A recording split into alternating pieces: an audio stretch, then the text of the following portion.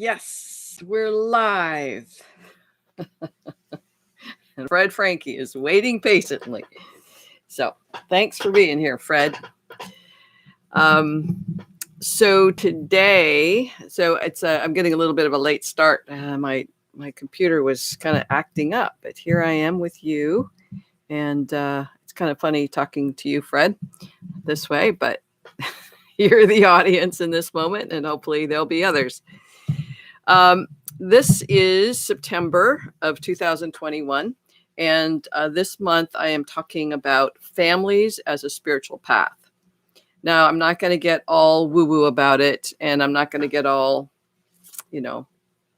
spiritual about it, just that there are many elements of being a part of a family that can be very, very challenging. And how do we look at this in a way that's bigger than, or perhaps more healing than just letting it be what it is? It's a little bit of both.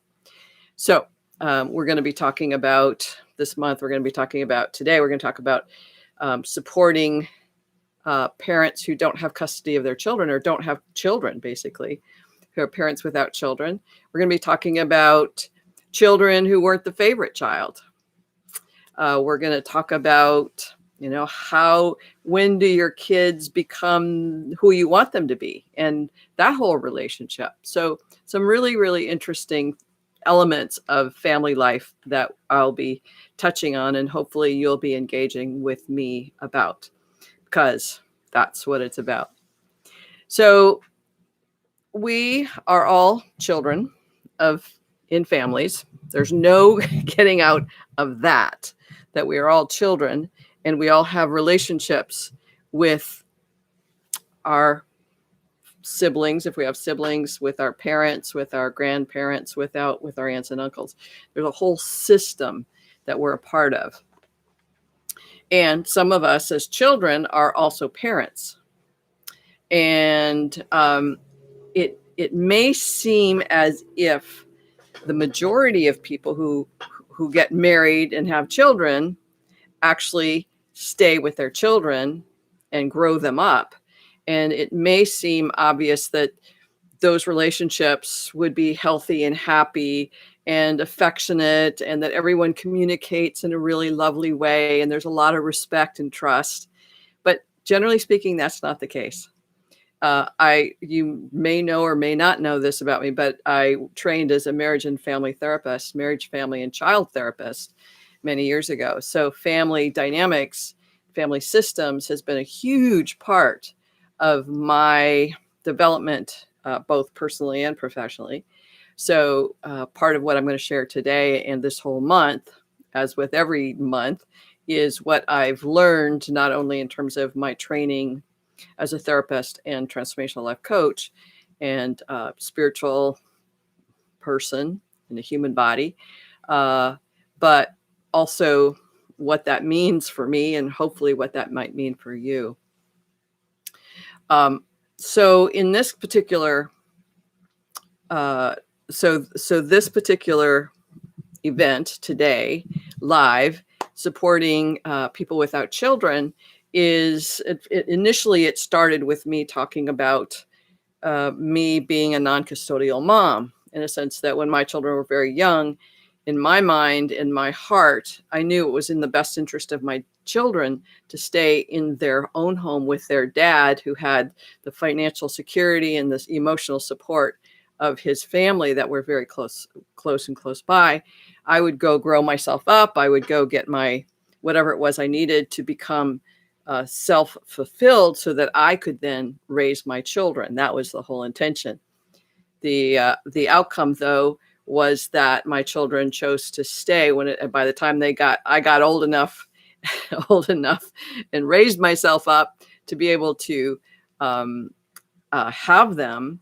They chose to stay in the home where they'd been for many, many years. And so they never did come and live with me. I never did become that custodial mother that I had always anticipated.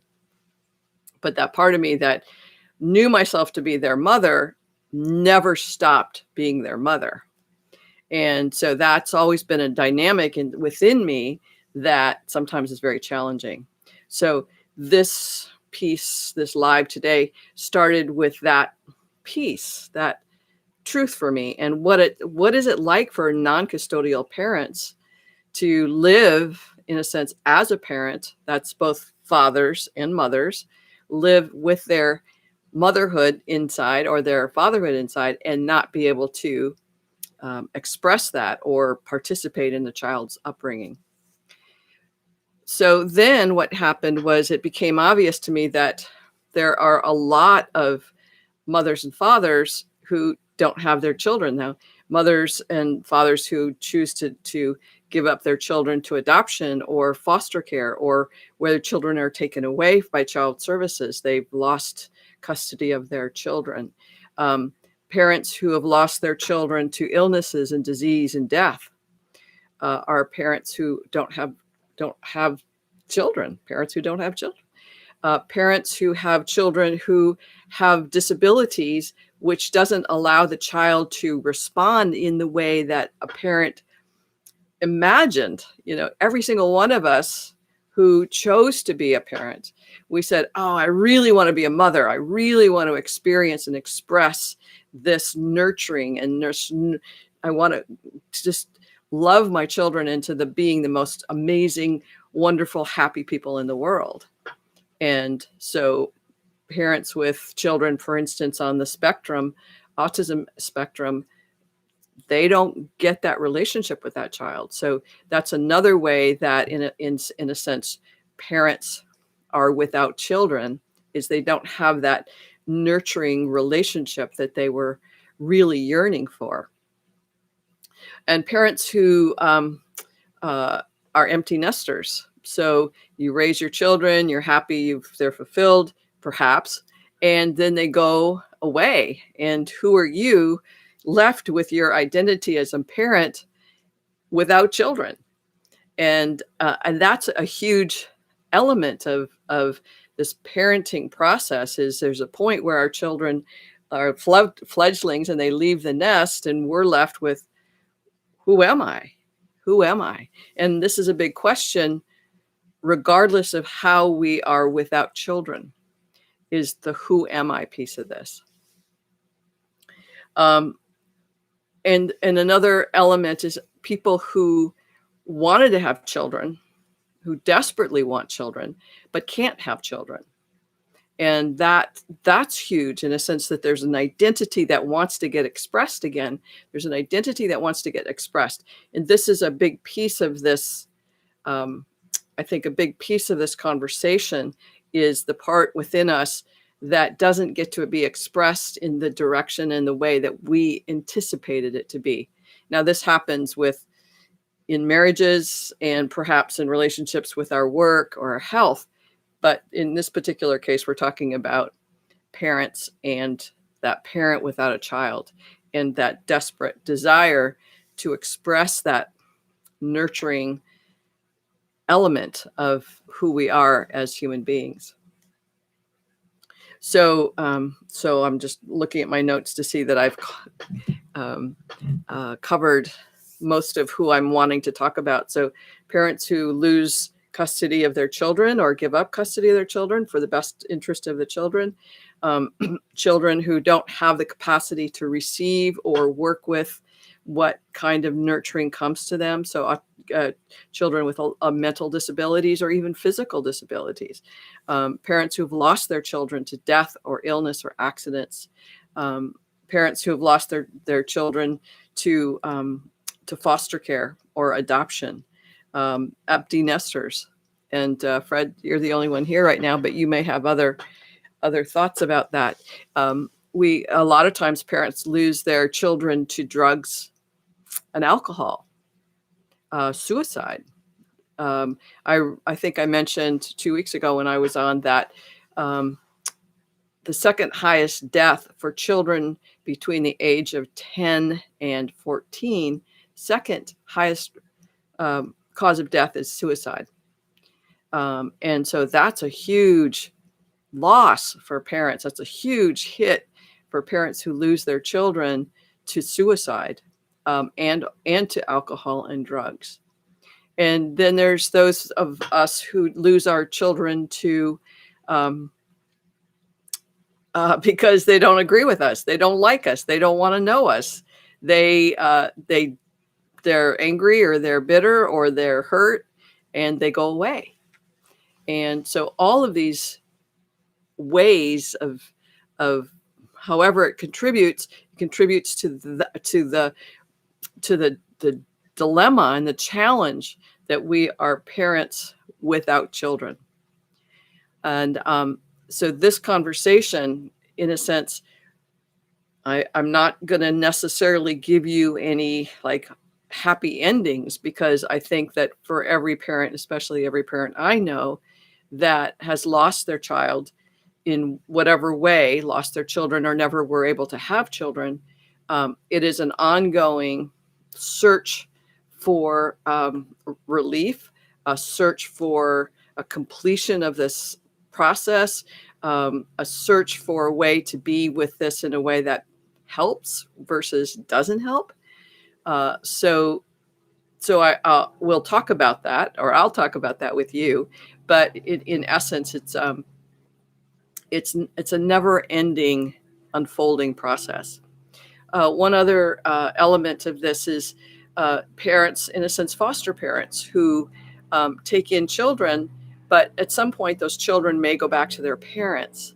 Those foster parents develop a relationship, and sometimes a very positive relationship with those children, and those children leave. And so that's a very challenging element of their life, to say, I love these children, or I'm taking care of it, I'm nurturing these children, and then they go away. And so that's another way that parents become parents without children. So I gave up custody of my children 43 years ago. So a long time ago. I actually wrote a thesis called Mothers Without Custody.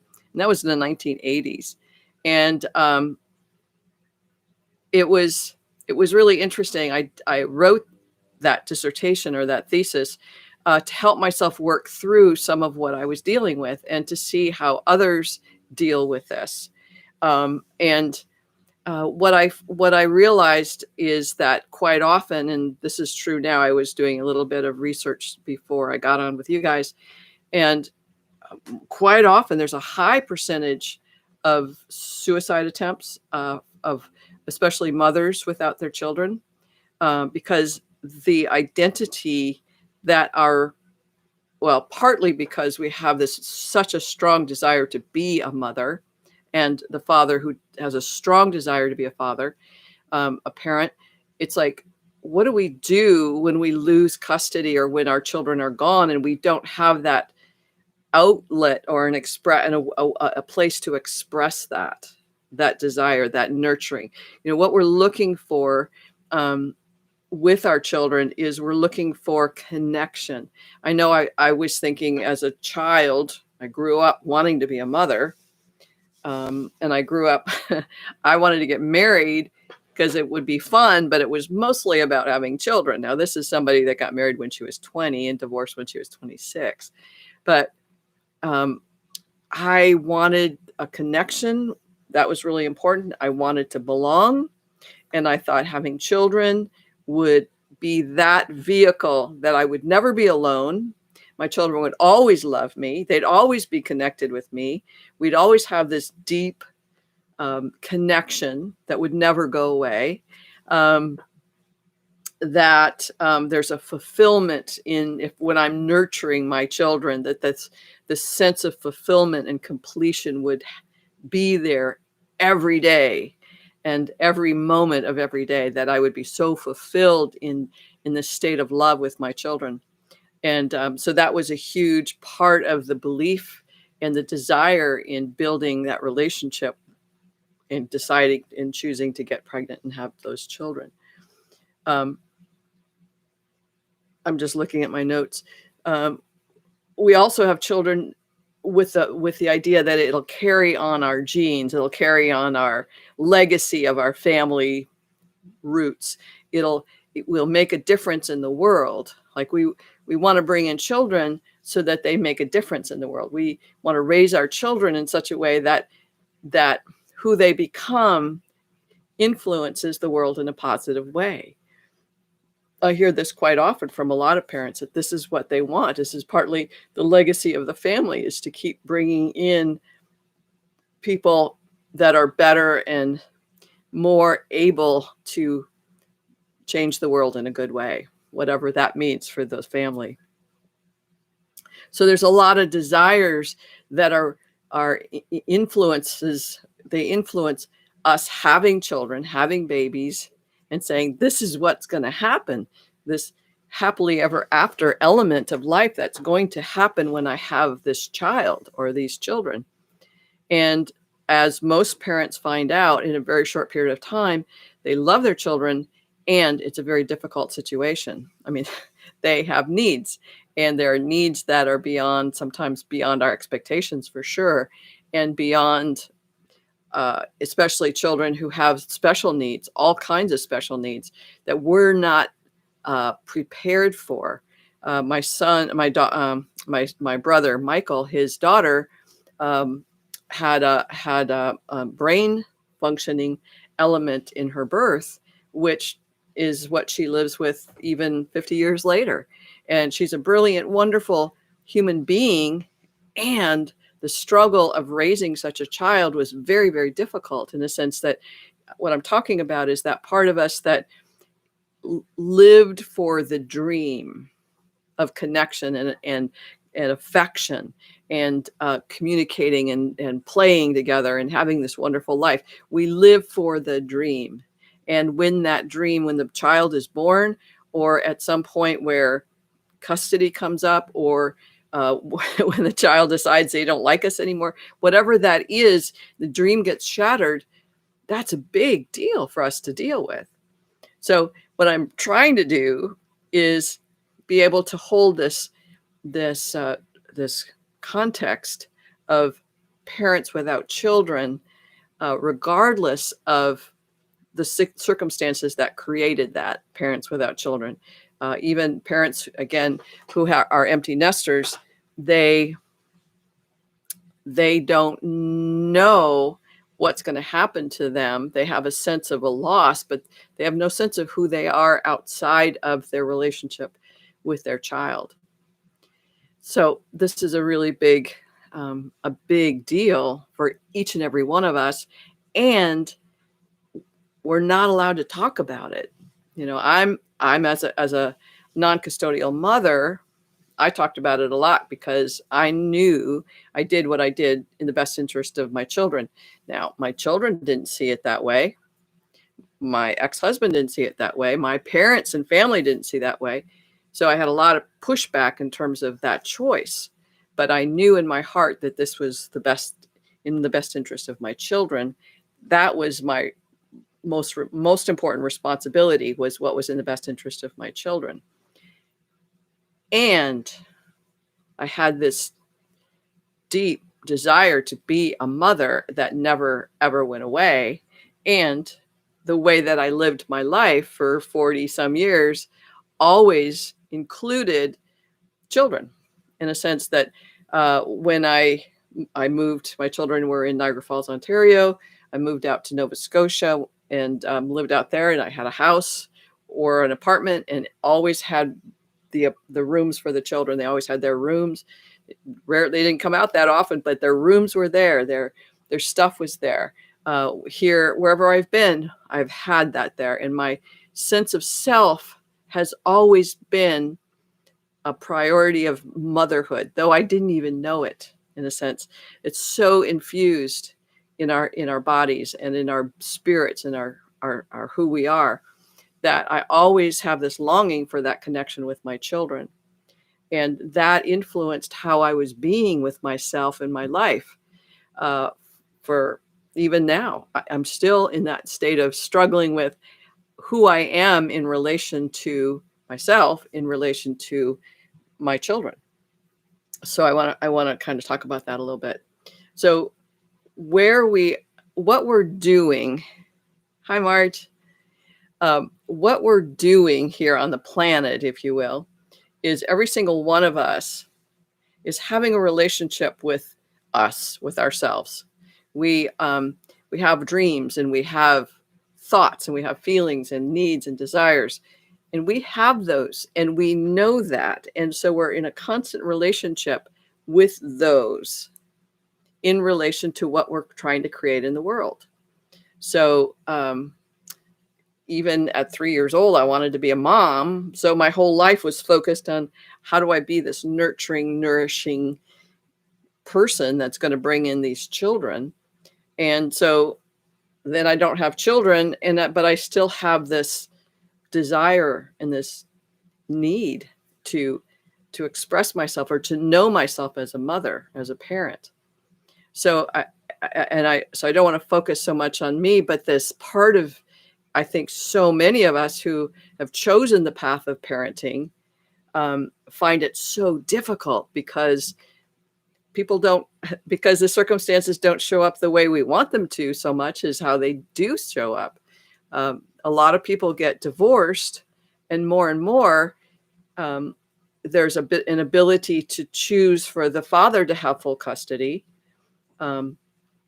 or partial custody, but that custody thing is more shared than it used to be. And I think that's a good thing. I think a lot about being a non-custodial parent and how many fathers go through what I go through in terms of wanting to express fatherhood, wanting to participate in their child's life from that perspective of their own needs to express that fatherhood, but are denied that. And what happens about that? My husband, this was again many years ago, and after the first year where I had decided to and chose to give custody up, but still see my children as often as I could, he said to me, I would never be able to do this. I'd have to go away and totally dismiss all of this parenting thing because I wouldn't be able to live with this non-custodial thing. And that's what a lot of parents do, is they just can't deal with it, and they can't deal with the emotions. They can't deal with themselves. And so they cut that part off, and they hide out doing whatever it is that they do in their hiding out. This is where, again, I mentioned quite often people attempt suicide. There's a high rate of substance abuse for people without children as ways of dealing with their loss in terms of their sense of identity. Who am I when I'm not a mother? How do I disappear that element or that part of myself that seems like it's all that I am? These are huge questions for people that are hard to talk about. So hence I'm talking about it today. Another element of this, I'm jumping around because I'm trying, it's like there's all these threads that are part of this. So in the addiction world, and I believe we're all addicts to something, that in the world of addictions, there's an element of what we call codependency. And so in the AA world, what that means is if I'm married to an alcoholic, then I'm trying to be in relationship with somebody that is not available to me. And if I'm in a relationship with an addict of any sort, that person is not in relationship with me. They can't be. And yet I keep trying, and I try manipulating, and I try being angry or pissed off. I try being loving and kind and accepting, and I apologize a lot. So this codependency, I'm making this as simple as I can because these are huge concepts, but this codependency is a huge, we want the dependency. We want to be dependent. I want to be dependent, for instance, on my children to fulfill those desires that I have in me. I have this desire to belong. That's my desire, but I want to belong to that person, those people, my children. And they don't have the same desire. So here I am, in a sense, this codependency part of me that's trying to make a relationship with somebody that's not available. So they're not available because, I mean, for a lot of different reasons. Our children grow up and they be who they are. And given that I was a non-custodial parent and lived far away from my children, my daughter said, "Mom, we think of you as an aunt. We don't an auntie, like a aunt and uncle, not like an aunt, but we think of you like an aunt, not like a mom, because we don't know we don't know you that way." And it was like, that was like, oh my God, I never saw it that way. Like, I saw myself always as the mom. Their perception was different and their development was different, and how they perceived me so far away created the relationship that we have. And I keep trying to hammer, like, love me, love me, love me, belong. I want to belong. I want you to be my people. And it's like, that's not happening. And this happens for a lot of us human beings, in relation to our children, or relation to our spouses, or relation to our friends, our boyfriend, girlfriend, partners, whatever. We want something from people who are not available. And this includes people who have died. When our children have died, we're still looking for a fulfillment of this part of us that can't get expressed, we believe can't get expressed. So it's very challenging to, first of all, talk about all this, but make sense of it all, because it's like, well, I'll get over this at some point. But I keep, in a sense, more comes up, and I realize how I am being that continues the trauma, drama, and the suffering that I deal with and have dealt with, in a sense, for 40 years. Again, I had these expectations that after a couple of years, I'd get my master's degree, I'd have a job, my children would come and live with me. And because that didn't happen, we have this whole thing, but my mind still says it's going to happen. That little part of me, that 3-year-old part that says, this is what I'm going to have. I'm going to have it with my kids. Okay, now they're 45 and 43. I'm going to have it. It's like, yeah, not so much. And it's big be with. We call that in my coaching world, the big fat be with. Like, how do I be with that when my daughter isn't interested in the same level of relationship that I am? And again, when a lot of children, I couldn't wait to get out of the house, right? And I'm sure my mother felt like she couldn't wait to get me out of the house, because I wasn't a happy child, and I wasn't a compliant child, and I didn't respect her, and I didn't trust her. And so our relationship, she had 9 kids. And so somewhere in there, whoever she was as a parent, and we never got a chance to talk about it in this way, she had a lot going on, and alcohol and drugs were a help for her, as well as her social outlets. But her alcoholism, I'm sure, played a huge part in how does she deal with the fact that she's this woman and has her own needs for whatever, and she has 9 children that she has to raise and be responsible for.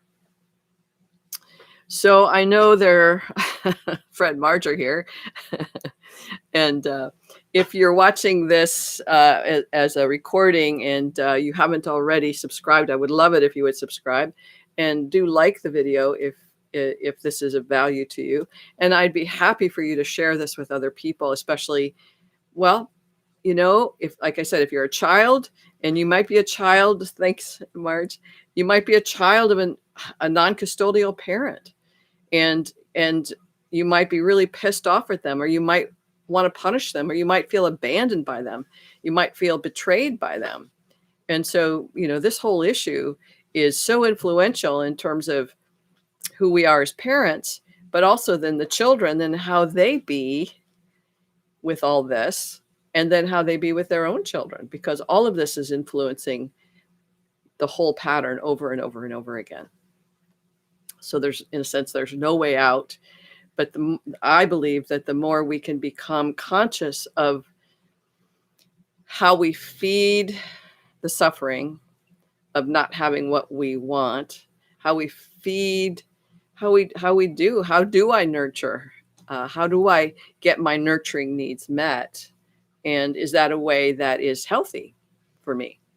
So I think as a therapist or as a life coach, people that are serving other people, that quite often is an outlet and a vehicle for us nurturing people and being respected and honored and appreciated that we're doing something in the world.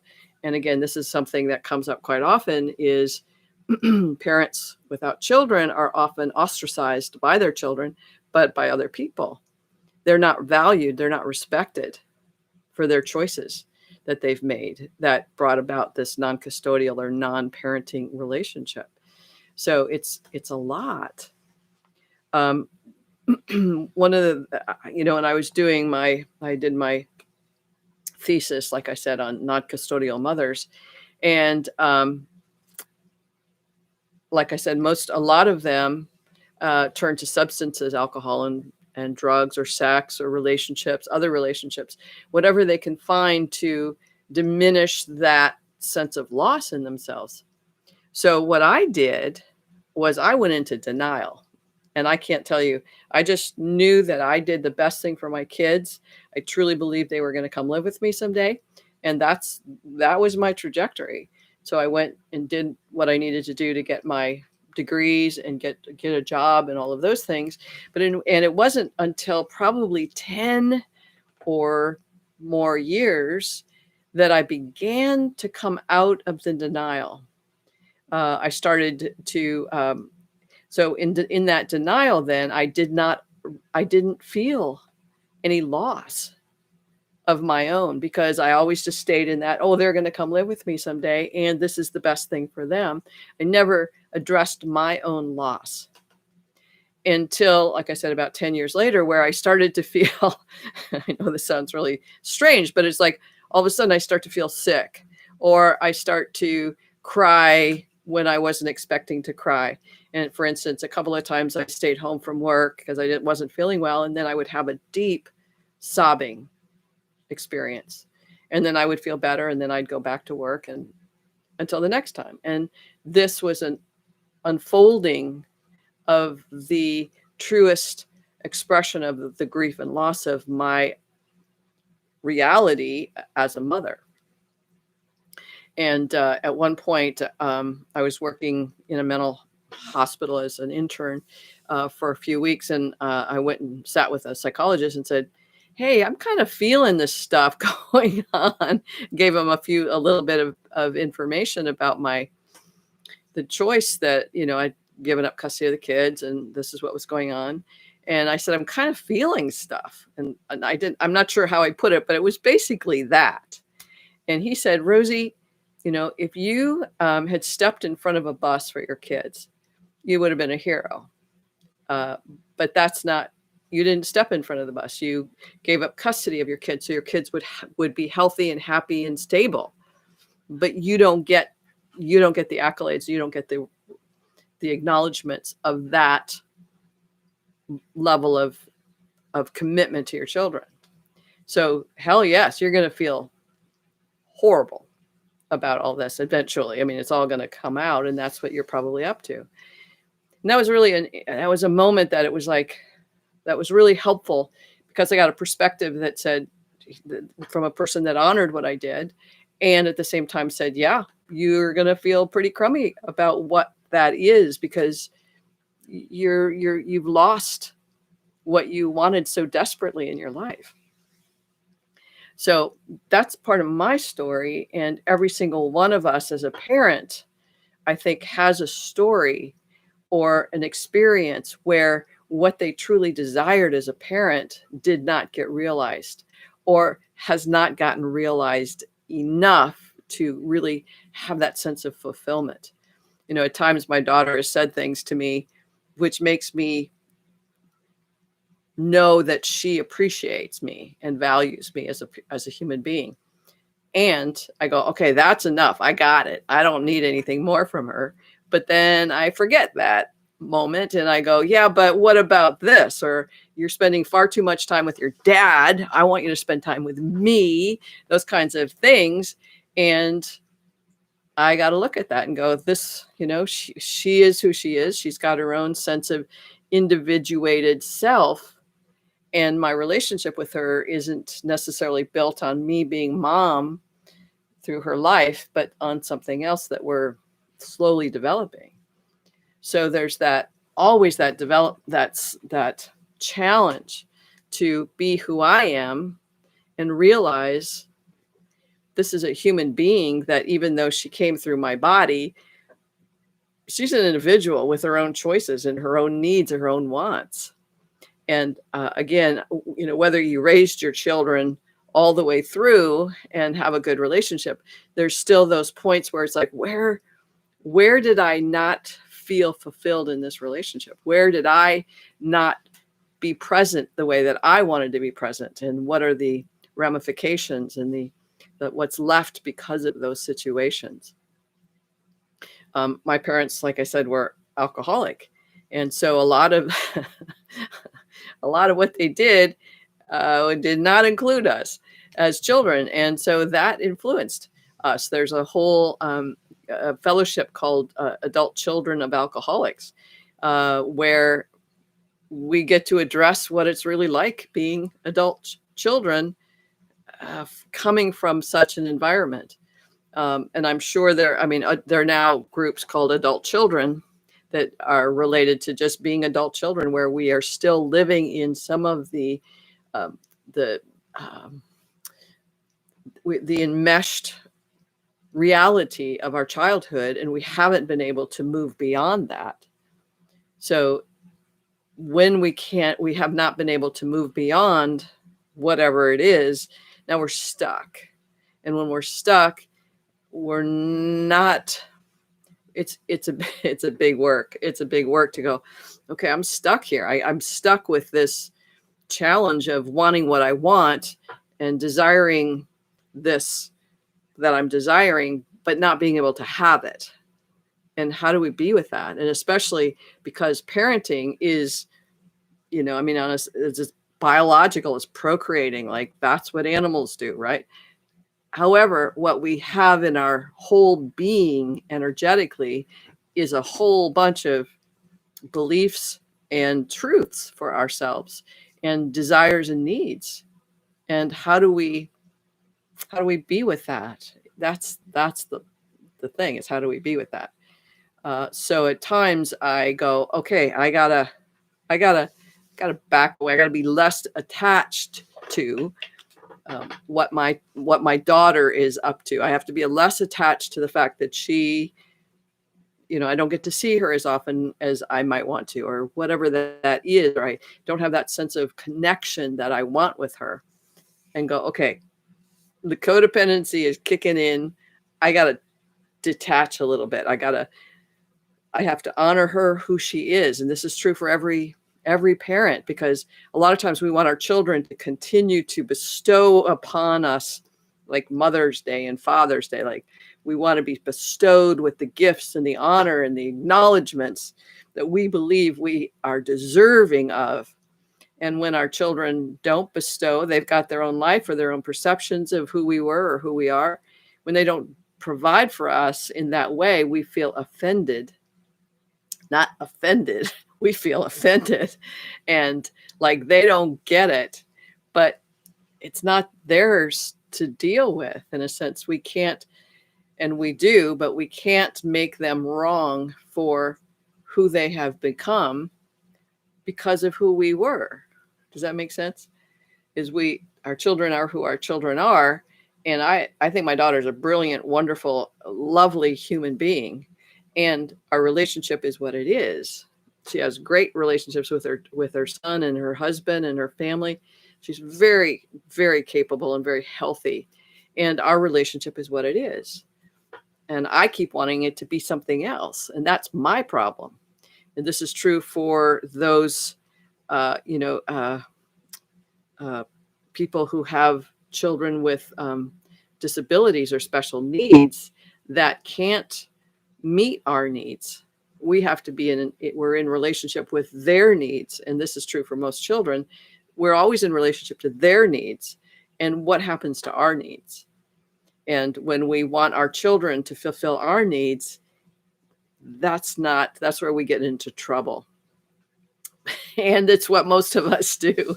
So I want my children to fulfill my needs. And if they don't, I'm pissed off or angry, or I'll withhold, I'll be, and that's where our unconditional love shows up. I'm going to conditionally, I'm not going to cook them a good dinner tonight because I'm mad or pissed off because, or whatever that is. So, but we have these needs that we want fulfilled, and we want our children to fulfill those desires. And again, when they don't, or they can't, or they're now absent from our life because of death or whatever it is that takes them away from us, we're left with this unfulfilled need. And a lot of us, like I said, will become therapists or coaches or get married or go work with horses or other places that we can get our needs met. And that's good as long as we're aware of what we're doing. To say, I need to serve people. I need to be in relationship with people in a way that nurtures their soul. And I wasn't able to do that with my children. And because of that, I've learned to do it, I think, quite masterfully, to learn how to be more present the way I wanted to be with my children, the way that I anticipated being with my children, the way that I saw it all playing out at 3 years old. I get to do that with many, many, many, many people. And I still desperately want to belong. I desperately want to belong, right?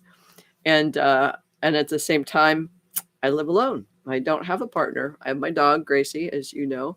But that desperately wanting to belong is still something I'm working with in terms of how do I create that belonging? How do I create that belonging with people?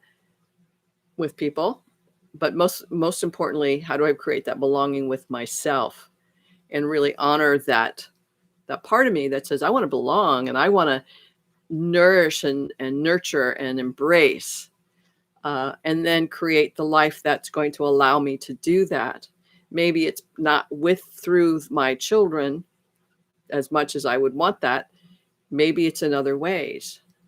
So I'm constantly, even 40 some years later, I'm constantly working this out. And I desperately wanted it to be all over, 30 years ago, where it's like, okay, I got this handled, we're done. And I would consider that be the truth. But as long as we're in relationship with people and we look and say, oh man, I have this desire to make her want me, or this desire to make him want me, whether it's children, parents, siblings, partners, whatever, as long as we're trying to get people to do, or so that our needs get met, we're in a sense, a dysfunctional, codependent relationship. So the more that we can get clear about our own self and come to heal ourselves through this waking up to this sense of self, the greater capacity we have to actually create that healing. I don't know if that makes sense, but we'll go with that for this moment. Quite often, I want to mention that quite often other people's perspective does influence us in creating shame or creating guilt, those kinds of things. And it's really important that we stay clear about who we are in our own experience, as opposed to saying, well, maybe they're right about me. And I question, even though I know, I have the knowing that what I did was in my children's best interest, I constantly go, maybe I was selfish. Maybe I did do this for selfish reasons. Maybe they're right about me. Okay. And I look at that and I go, okay, maybe I am selfish. I'm sure I'm selfish in some ways. Maybe I am narcissistic in some ways. We all had that. And so I look at that and go, okay, so is that true? And if it's true, what do I want to do about that? And how do I shift it? How do I want to shift it? And not in terms of shifting it so that my daughter will love me and respect me, but how do I do that so I love me and respect me, that I bring about fulfillment in my own life as best I can, given the circumstances that have been this life.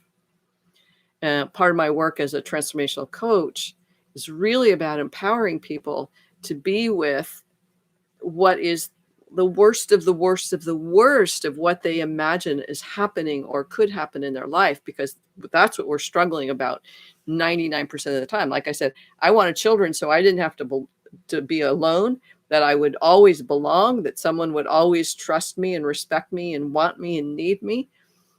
And that's what I was trying to avoid. And that didn't happen. It didn't happen. So what's left? I got to do it. I got to do it. Marge says, in a small way, I can relate. Around the time my kids were graduating, I discovered a passion for nurturing professions by becoming a massage therapist. Coincidence? Perhaps not. Yeah. Yeah. So often we find other avenues to express our care and love and nurturing.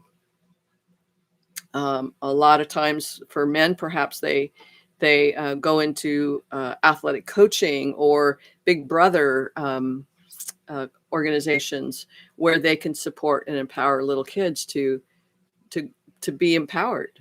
So that's a really important piece. What I want for us is that we don't hide out, but that we're truly beginning to explore and expose, if you will. That's a big word. It's a juicy word, expose. Those aspects of ourselves that we have been not willing to notice or see or witness. And in that exposure, we might feel very, very vulnerable. And in that vulnerability, we become more connected. We can become more connected to ourselves. What we're trying to do is not be exposed, just to remain invulnerable and live from our mind saying, yes, that was the best thing possible. But when relationships continually come to us and it's like, this relationship is not what I want, and it's not most likely possible for it to be what I want, then I need to be with that, not by telling my daughter, I've tried that 100 times, you're not doing it right, you're hurting me, or whatever that is, to saying, okay, this is not her responsibility to take care of me this way. I need to take care of me this way. I need to address my limitations, my desires, my wants, my issue, some of my issues with that, and go, I got to take care of this, and love her and respect her, and constantly, in a sense, however it's possible, to be in a wonderful, loving, unconditionally loving relationship with her. Big practice. And I believe that every single one of us is in that dilemma of, how do I be with this desire to be a parent, be a father, a mother, to express this nurturing, nourishment element of ourselves in a way that works for us. And when we've lost our children in whatever way that is, or they've never come to us in the first place, but we still have that desire that to be that mothering or fathering presence, then it's really important to be honoring of that rather than disregarding it. That's what most of us do, is we disregard it because we don't know how to deal with it. I mean, that's part of why I want to do these lives, is to talk about things that are hard to be with, hard to acknowledge, hard to, that what's exposed, and going, yep, I sucked at that. There's so many times in my life where I sucked. And for me to be able to go, yep, I'm exposing myself, not in a sense of It's only in a sense of truth. Like, yeah, I sucked. I'm a human being, and I tried and I experimented and I was trying to make something happen, and it didn't happen. It doesn't make me a bad person. It doesn't mean I failed. It just means that didn't work. So now I can try something else. Now I'm open to exploring. Doesn't work for me to try to make a person want to love me. I've tried that for a long time. Don't know about you, but it doesn't work to try to make somebody love me. Doesn't work. So, and especially children, because they are here to individuate. They're here to find their own voice, their own knowing, their own truth. And that's what I really respect about both my children is they know who they are as best as they do in their 40s. They know what they want. They know what's true for them. And I respect that. I wasn't that. I tried to get my mother and father's love. I did that until they both died. Yeah, it didn't work. So learning to not try to get my children's love is my practice as a non-custodial parent or a parent without child. And I think a lot of parents having to deal with that, especially, like, again, I said special needs children who don't have the capacity to care for or even be mindful or acknowledge their parents for what they're doing and how they're being as a caretaker and a parent. So one of the things I want to talk just quickly about, Marge, I don't know if you know this, but this started a little bit late. For some reason, my computer was slow, so we didn't start till a little bit late, so we might be going over a little bit. So how to deal with what I'm talking about is, like, first of all, be open to having this conversation with yourself. And if it's challenging to have this conversation with yourself, like, where do you begin and how do you do that? It might be good to talk to a therapist, or it might be good to talk to a coach. It might be good to go to a support group. Again, and especially if you find yourself suicidal, call 911, get some support. If you find yourself indulging, sorry, that's a word that I'm using, but that part of you that wants to escape through drugs, alcohol, substances, retail shopping, gambling, debting, prostitution, porno, internet porn, all of those ways that we distract ourselves from ourselves. You want to start to think about, is that the way that you really want to support and empower your family dynamics to be more healthy?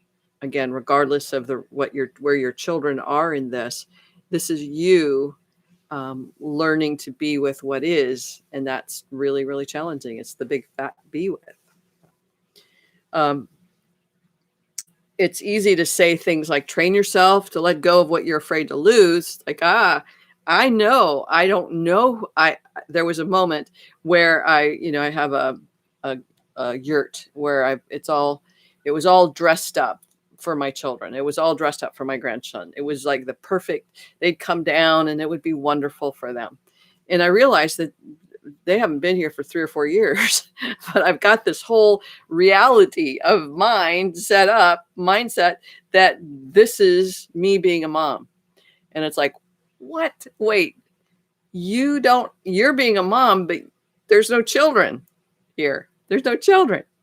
And I had to look at that and go, what the heck are you doing? And I had to train myself to see how much of my reality I was creating as a mother that was actually getting in the way of me being me. And it's crazy making. And that's why it's really good to have a support or a thinking partner, so that you can hear yourself go, wait, that doesn't make any sense. That I spent so much of my energy and my heart and my imagination being a mom when there's no children around. I had to look at that and go, this doesn't make sense. and be with my heart and that part of me that's constantly, in a sense, that despair part that so wants that belonging with my children. And it may still happen, I don't know, but I'm going to keep attending to me as the person that I am and this motherhood element of me, aspect, but put it in position and put it in perspective to all of me, as opposed to being, this is what I am. And that's what's been going on.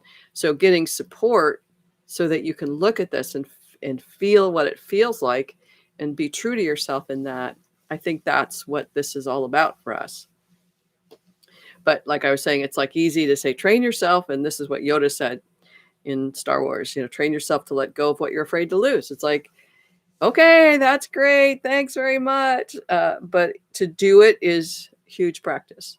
It takes a lot of courage and faith. It takes a lot of strength to say, I need to have a good life. I want children. I wanted that so desperately. And how do I be me in the life that I want to have, in the way that makes sense and balance and harmony with what is, so that I can love my daughter, and I love her so much. And I just so respect and trust her in what she's doing. And I have to separate myself, individuate myself to say, and again, regardless of whether I was a non-custodial mom or a custodial mom, it'd still be the same. We still have to individuate. So our children get to be who they are, and we respect and love them no matter what. And we love and respect ourselves no matter what. So that's pretty much it for today. Again, if you are stirred or triggered or ignited by this conversation and you need some support, I'd highly encourage you to get a therapist, work with a therapist or a life coach or a spiritual guide or somebody that can help and support you through this. And the fellowships of the 12-step programs are awesome. And there are so many support groups for non-custodial parents or parents who've lost their children. So much support is there. These people are so wanting to support you. So please reach out so that you can get the support you need, knowing that there's somebody there that truly wants to support you. All right. Next Thursday, we're going to talk about children who are not the favorite. How about that for a subject? All right. I'll talk to you next week. Bye for now.